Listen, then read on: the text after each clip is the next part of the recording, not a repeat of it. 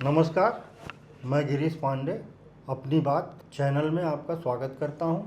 आज मेरे साथ हैं मेरे पुराने मित्र और मूलतः पत्रकार रहे नवीन शर्मा। मैं मूलतः पत्रकार रहा हूं और वर्ष 1994 से लेकर अप्रैल 1997 तक दैनिक जागरण गोरखपुर में बतौर पत्रकार कार्य करता रहा। वर्ष 1997 में मेरा सचिवालय सेवा में चयन हो गया और मैं मई 1997 से जून 2024 तक इसी सचिवालय में कार्यरत रहते हुए सेवानिवृत्त हुआ हूँ। अगर आप पत्रकार हैं तो इस बात को जानते ही होंगे कि एक बार पत्रकारिता का कीड़ा जिस भी व्यक्ति को लग जाता है फिर वो कुलबुलाता ही रहता है। इसीलिए लखनऊ आने के बाद भी मेरा पुराने पत्रकारों, खास करके गोरखपुर के पत्रकारों से लगातार संबंध बने रहे। मार्च 2017 में दैनिक जागरण गोरखपुर के वरिष्ठ पत्रकार गिरीश पांडे ट्रांसफ़र होकर के लखनऊ ब्यूरो आ गए। अब गोरखपुर के पुराने रिश्तों की वजह से जब लखनऊ गिरीश जी आए तो सचिवालय परिसर में मेरी मुलाकात इनसे नियमित होती थी। इनको लिखते पढ़ते देख करके मेरे अंदर का पत्रकारिता का कीड़ा और कुलबुलाने लगा। इसी वजह से रिटायर होने के बाद साथ में फिर से जुड़ गए और अब गिरीश पांडे जी, मैं और आप तीनों लोग डिजिटल मीडिया पर नियमित मिलते रहेंगे। धन्यवाद। नवीन जी ने परिचय देने में थोड़ा संकोच कर दिया। नवीन जी 94 से 97 तक मेरे सारथी भी रहे हैं और मैं तो 78 के बाद 94 में गोरखपुर लौटा, इलाहाबाद, सागर, भोपाल, कानपुर होते तो इन्हीं के साथ ये शहर से वाकिफ़ थे, वहीं के पढ़े लिखे थे, इनकी जिज्ञासा भी थी, परिचय भी था। तो हम लोग जो है अक्सर साथ साथ ही जाते थे। हालांकि इनका कोई मतलब नहीं था, लेकिन साथ साथ ही हम लोग रिपोर्टिंग के लिए जाते थे। हर महत्वपूर्ण घटना में ये हमारे साथ शामिल रहे हैं और हमको याद भी दिलाते हैं जब कभी व्यक्तिगत बातचीत होगी। अब हम नवीन जी और आप नियमित मिलते रहेंगे। आज नवीन जी की जिज्ञासा पर्यावरण दिवस पे है। वो जिज्ञासा इसलिए है कि पर्यावरण दिवस के दिन ही योगी का जन्मदिन हुआ था। अब नवीन जी, आपको जो जिज्ञासा है वो आप हमसे पूछ सकते हैं। आप तो तमाम सभी बीट पे काम किए, लेकिन खेती किसानी और पर्यावरण पर भी आपकी अभिरुचि बहुत अधिक रही है, ये हम देखे भी उस समय।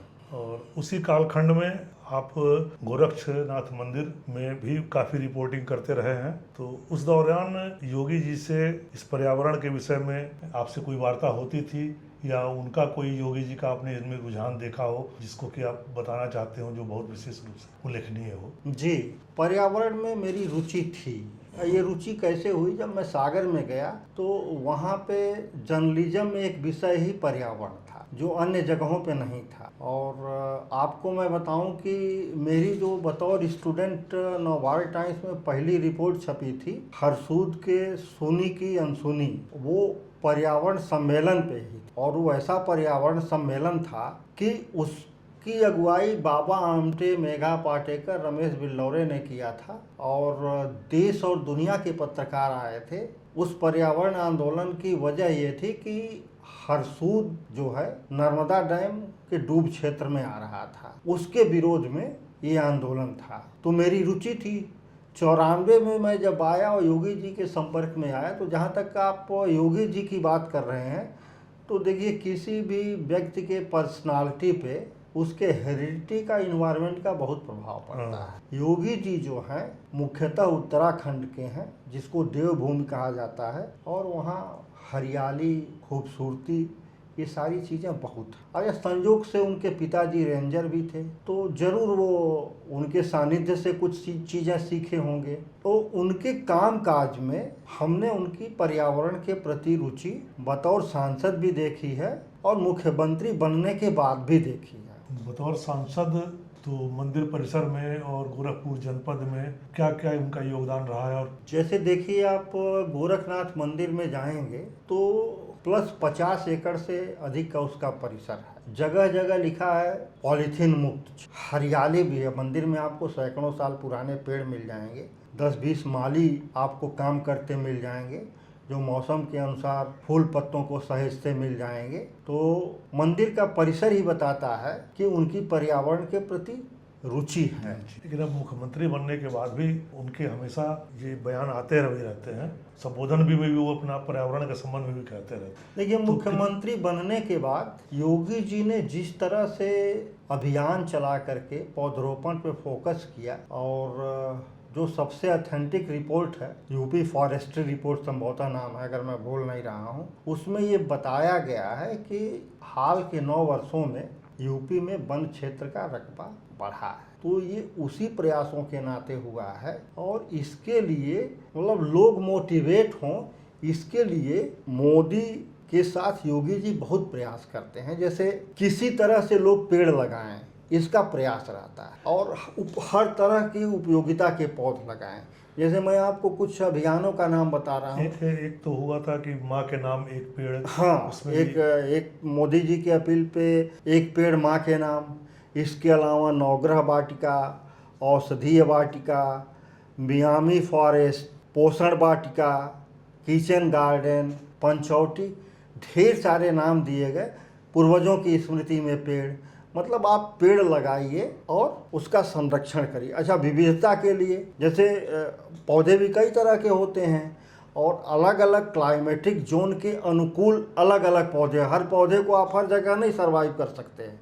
जो पौधा राजस्थान में होता है वो तराई बेल्ट में नहीं आप लगा सकते। तो उसके लिए योगी जी ने ये भी निर्देश दिया कि भाई जिस एग्रो क्लाइमेटिकल जोन में जो पौधा सूटेबल हो उसको लगाया जाए। सहजन को इसीलिए उन्होंने, सहजन में की पौष्टिकता बेशुमार होती हर चीज़ के मामले में, चाहे कैल्शियम हो, चाहे फास्फोरस हो, चाहे विटामिन सी हो, कुछ भी हो, किसी भी चीज़ से ज़्यादा। मतलब इसको आप ये समझिए कि ये प्रकृति का दिया हुआ एक पोषण का पावर हाउस है। तो योगी जी सहजन की खूबियों से बहुत पहले से वाकिफ, जब गोरखपुर में थे तब भी इस पर हमारी उनसे बात होती थी। इसीलिए उन्होंने जो आकांक्षात्मक ज़िले हैं, माने विकास के सभी मानकों पे जिन देश के 100 या इससे अधिक ज़िलों को चुना गया, उसमें जो गोरखपुर के 8 ज़िले हैं, योगी जी ने खास तौर से निर्देश दिया कि वहाँ पे सबके घरों पे 2-2 सहजन के पौधे लगाए जाएं। कुछ ऐसे पौधे भी लगाए जाएं जो जानवरों के लिए और चिड़ियों के लिए हो। मतलब उसको आप ये कह सकते, कोई भी नाम दे सकते हैं, बर्ड गार्डन भी कर सकते हैं, मंकी गार्डन भी कर सकते हैं। मतलब मकसद यही है कि उनको भी मिले और बाकी लोगों को, आदमी को भी पोषण मिले।